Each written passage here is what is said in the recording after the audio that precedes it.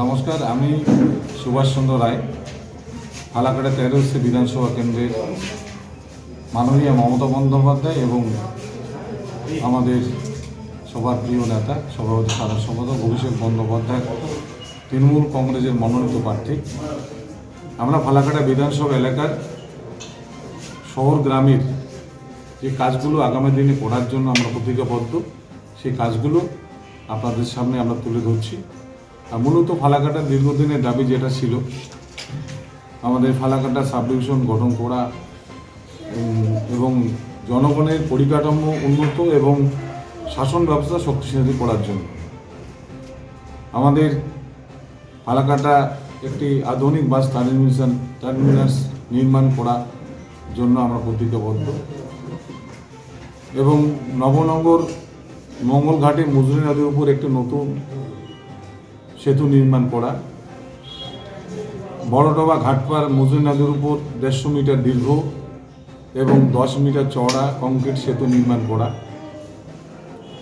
মরাডাঙ্গা গ্রাম পঞ্চায়েতের একটি নতুন গার্লস হাই স্কুল,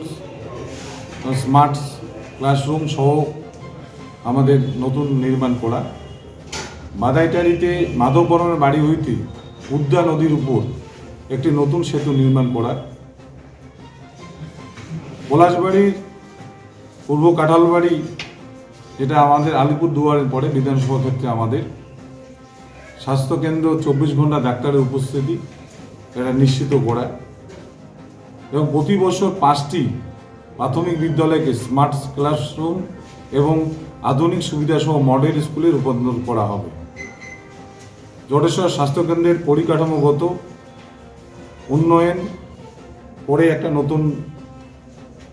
স্বাস্থ্য পরিষেবা দেওয়ার জন্য এটা নতুন করে করার জন্য আমরা চিন্তাভাবনা এবং ধনিরামপুর 2 নং গ্রাম পঞ্চায়েতে একটি নতুন আধুনিক স্বাস্থ্যকেন্দ্র নির্মাণ করা। দলগাঁও গ্রাম পঞ্চায়েতের একটা দীর্ঘদিনের দাবি ছিল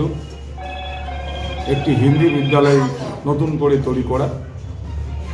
এবং হাতির আক্রমণ আমাদের ফরেস্ট লাগোয়া যেসব এলাকায় আছে সেই গ্রামগুলোতে আমাদের সুরক্ষা চিরস্থায়ী এটা স্থাপন করা এবং সমস্ত